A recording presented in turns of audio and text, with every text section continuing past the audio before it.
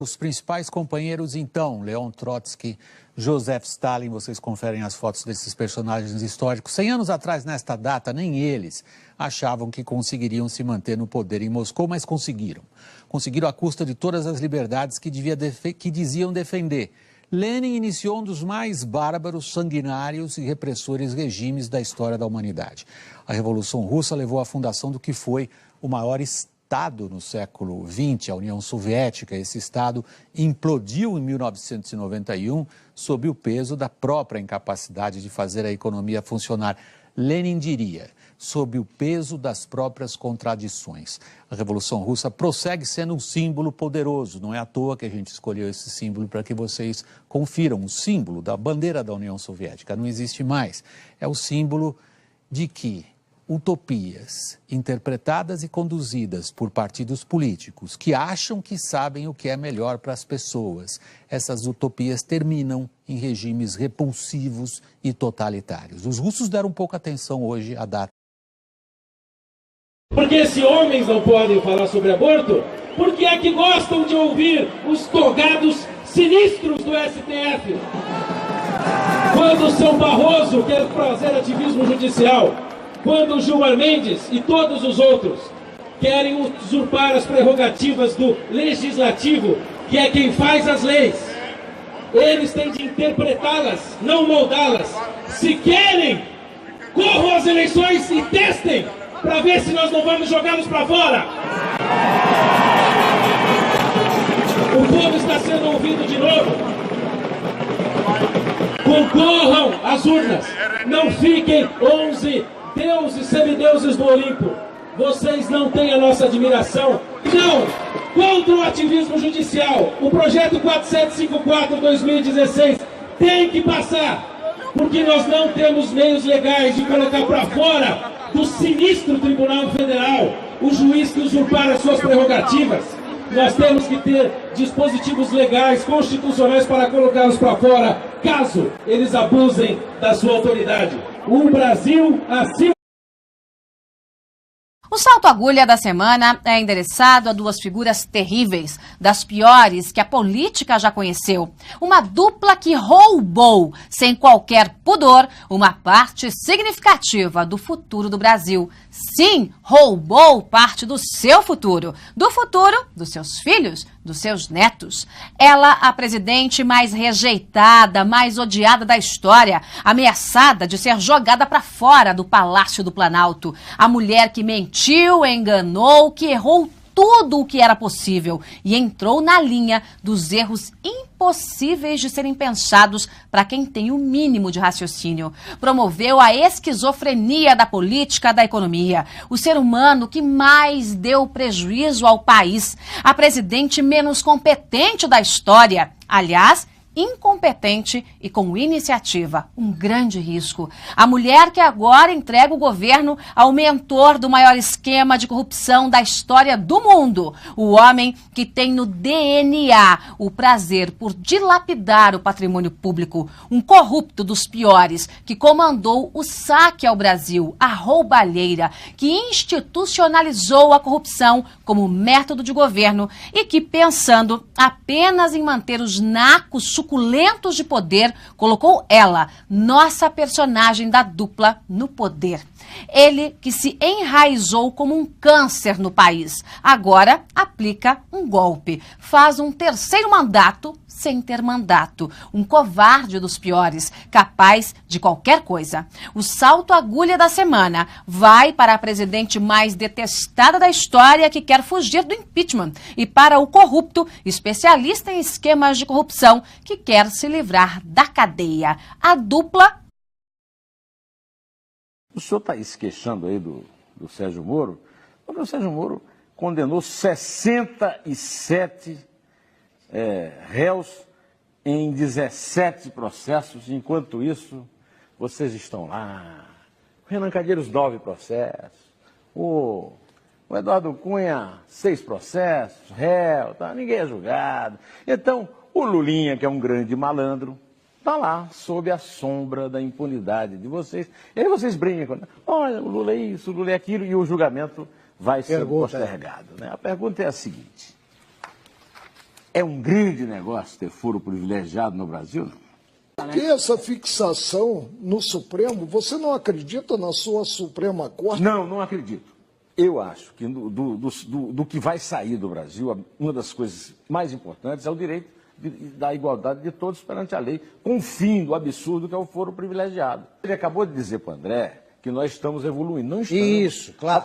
A presidente da República, à Claro luz que do nós dia, estamos está evoluindo. comprando voto, comprando deputado, com nosso dinheiro numa crise terrível. Um sujeito que está sendo procurado pela justiça, está no hotel ao lado do palácio, negociando voto. O senhor vem dizer que nós evoluímos? Nós involuímos, ministro.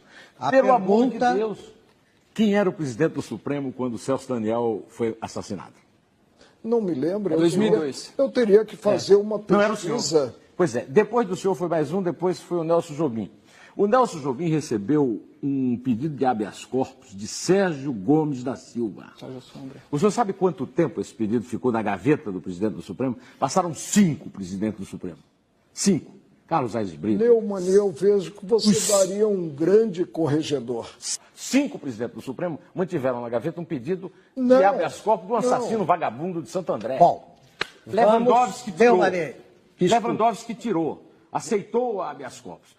O senhor continua dizendo, afirmando, Neumann, que as instituições estão funcionando, Neumann, que a justiça é rápida.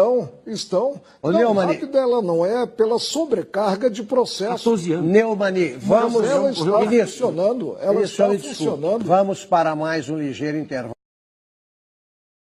Olha, Vera, isso que você falou aí, a gente já vem observando há muito tempo sobre a história do político tradicional. Eles não entenderam nada, se fecharam nos partidos políticos, dominaram os partidos, impediram ali a entrada de novos de todas as formas, né? E a gente agora pode assistir, a gente falou inicialmente agora de boca de urna de governadores e senadores, mas a gente pode assistir a derrocada de deputados tradicionais também, porque haverá a eleição de novos seguindo esta tendência geral.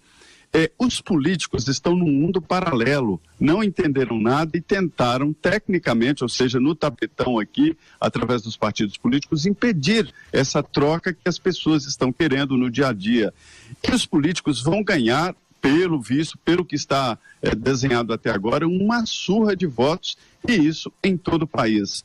É diferente esse mundo real dos votos e da pesquisa boca de urna do que se desenhava anteriormente, né? Ele não é execrado publicamente pela condição gay dele. Pelo contrário, é por causa das posturas políticas. E eu vou além. É uma ingenuidade política, do ponto de vista de vários setores da direita, tá comemorando essa saída, essa renúncia do Jean. Vamos retomar, vou voltar aos fatos aqui um pouco. O Jean Willis, em 2014, dá uma entrevista para o Marcelo Taz, falando que acredita que não há excessos na remuneração dos parlamentares e suas verbas de gabinete. Com os valores corrigidos, hoje em dia, ele ganha R$33 mil, certo? Só que isso dá aí $9 mil ou 8 mil euros. Olha só. O que vai acontecer se ele se licenciar ou se ele renunciar? Entra na suplência o tal do Davi Miranda, que é companheiro de quem? Do Glenn Greenwald. Olha só que coincidência, eles vivem em união homoafetiva. Esse Glenn é aquele jornalista, militante, correspondente internacional da CNN que vendeu a tese do golpe para a mídia internacional. É só o ouvinte da PAN dar um YouTube, um Google em Christiana Amanpour, CNN, golpe. Que trouxe à tona também o caso Snowden. Vai achar tudo isso. E o caso de, se você acha que impeachment é golpe, então você concorda com Glenn Greenwald. Olha o que acontece do ponto de vista de macropolítica. Vamos tirar as emoções de lado, Edgar. Entra um sangue novo no Congresso, o cara está em decadência, em execração pública, perdeu a base social dele. Olha que golpe de mestre. Entra sangue novo do Congresso, gozando de prestígio total e simpatia de toda a mídia progressista internacional. Toda ela, certo? O Jean Willis cria uma narrativa de perseguição política, certo? Vira ativista internacional. É a vitimização máxima, certo? Até, olha, não estranhe se ele pedir refúgio. Não estranhe, porque ele é concedido ao imigrante por fundado temor de perseguição por motivo de grupo social ou opiniões políticas. E quem que dá as diretrizes globais para o refúgio? A Acnur, o Alto Comissariado das Nações Unidas para Refugiados. O que ele vai virar, o Jean Willis? Ele vai virar um embaixador da oposição no estrangeiro. Ele sai de ser um pária no Brasil para virar um pseudo-herói lá fora. Só que pior, ele vai ser remunerado em dólar. Então, na verdade, a galera da direita tá achando o máximo, se ferrou, porque a guerra de narrativa vai ficar 10 vezes pior. Ele literalmente está dando um beijo no ombro pro Brasil e tá lacrando e vai se dar bem ganhando em euro ou em dólar. Nossa, bom. Pressão popular não funciona quando o voto é indireto. Rodrigo Maia venceu para a presidência da Câmara. A direita não conseguiu sequer articular o que deveria ser feito. Perdeu uma grande chance, mas nem tudo está perdido. O mais importante é no Senado. No Senado, eu gostaria de lembrá-los essa notícia de dezembro de 2016. Notícia do jornal o Globo, né? Senado desobedece a STF e mantém Renan na presidência. Nós precisamos aprender com Renan para destruir Renan Calheiros. Ontem, no Boletim da Noite, junto com o Ítalo, eu falei que a Cátia Abreu não estava fazendo um papel ridículo. Pelo contrário, ela estava fazendo uma missão muito clara e precisa a mando do Renan Calheiros. Como um verdadeiro pincher, ela pegou a pasta da mesa diretora que estava conduzindo o voto, que escolheu 50-2 pela decisão de voto aberto e nominal para a presidência do Senado. Se fosse Renan Calheiros na presidência e alguém fizesse algum furdúcio daquele e fosse recorrer ao STF, como já fizeram contra ele algumas vezes, ele ia mostrar a força que tem os três poderes isolados.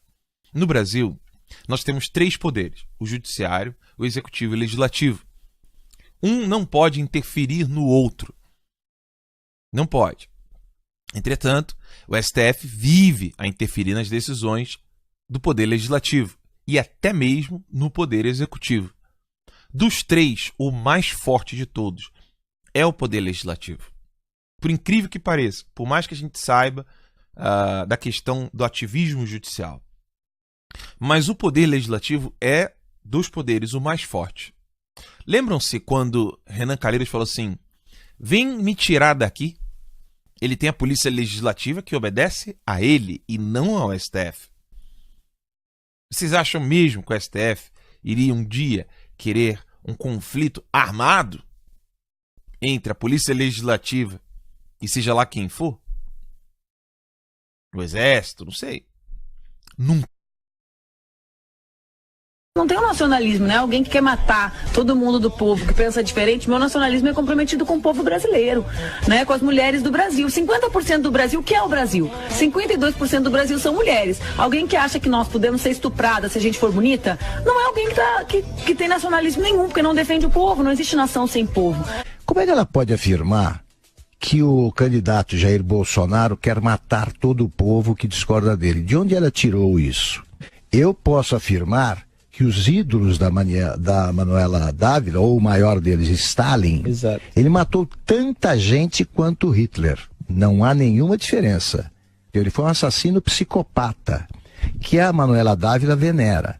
Agora, como é que pode a adoradora de um assassino acusar de assassino quem não disse nada que pudesse conduzir a essa declaração que é infamante e cretina? Bom dia. Agora, a ordem de prisão para os intermediários do PMDB, um tal de Fernando Baiano, do PP, um tal de Adarico Negromonte, irmão do ministro da cidade de Lula, Mário Negromonte. Os dois estão aparentemente foragidos, mas não saiu a ordem de prisão do tesoureiro do PT. Por quê? Muito estranho. Bom, todo mundo dizia que a Operação Lava Jato era para pegar 10 bilhões de reais desviados. Agora já se sabe que são quase 60 bilhões de reais. Tem mais um ex-diretor preso da Petrobras, Renato Duque, que fornecia o dinheiro para as campanhas políticas do PT, e dirigentes das maiores empreiteiras do Brasil. Enquanto isso, é bom que se diga, de novo, 53 milhões de eleitores aprovaram tudo isso e 39 milhões de eleitores lavaram as mãos. Já estava tudo sabido pelos jornais, pelo rádio, pela televisão, desde janeiro e depois na campanha política. Então não me venham dizer que não são cúmplices. Aqui, neste país, privatizaram a Petrobras, o PT e depois o PMDB e o PP. A presidente Dilma disse agora na Austrália, na reunião do G20, que o governo dela é o primeiro na história que investiga a corrupção. É uma nova versão do nunca antes na história desse país. Vamos parar com esse messianismo arrogante. Nós devemos saber que a base desse governo há 12 anos é a corrupção para fazer caixa para a eleição, para se manter no poder e continuar com esse círculo vicioso. Nunca na história desse país houve tanta corrupção e aprovada por 53 milhões mais 39 milhões de Pilatos de cúmplices. De Brasília, Alexandre Garcia. Bom dia, equipe ouvinte do Jornal da Manhã. A verdadeira biografia de Lula, o filho das empreiteiras, continua sendo escrita pela Lava Jato, a melhor biógrafa dos protagonistas da roubalheira nacional. Ao condená-lo a 12 anos e 11 meses de prisão no caso do sítio de Atibaia, a juíza Gabriela Hart escreveu mais um capítulo da história do criminoso que governou o Brasil de 2003 a 2010 e que, explorando a ingenuidade do povo, fez sua sucessora na presidência, depois afastada por crimes de responsabilidade, como as fraudes fiscais. Na sentença, Gabriela prova que Lula cometeu 5 crimes. O primeiro é a corrupção ativa pelo recebimento de propinas em prol do PT, pagas pela Odebrecht. Ao calcular a pena desse crime, a juíza destacou 4 pontos negativos de especial reprovação. 1. A culpabilidade de Lula é elevada. O condenado recebeu vantagem indevida em decorrência do cargo de presidente da República, de quem se exige um comportamento exemplar enquanto maior mandatário da República. 2. Só nos 4 contratos citados na denúncia, a prática de corrupção envolveu a destinação de mais de 85 milhões e 400 mil reais ao núcleo de sustentação da diretoria de serviços da Petrobras, diretoria vinculada ao PT. Além disso, escreve Gabriela, o crime foi praticado em um esquema criminoso mais amplo, no qual o pagamento de propinas havia se tornado rotina. 3. O custo da propina foi repassado à Petrobras, através da cobrança de preço superior à estimativa, tendo a estatal arcado com o prejuízo. 4. O esquema de corrupção sistêmica, segundo a juíza, tinha por objetivo também, de forma espúria, garantir a governabilidade e a manutenção do PT no poder. Outro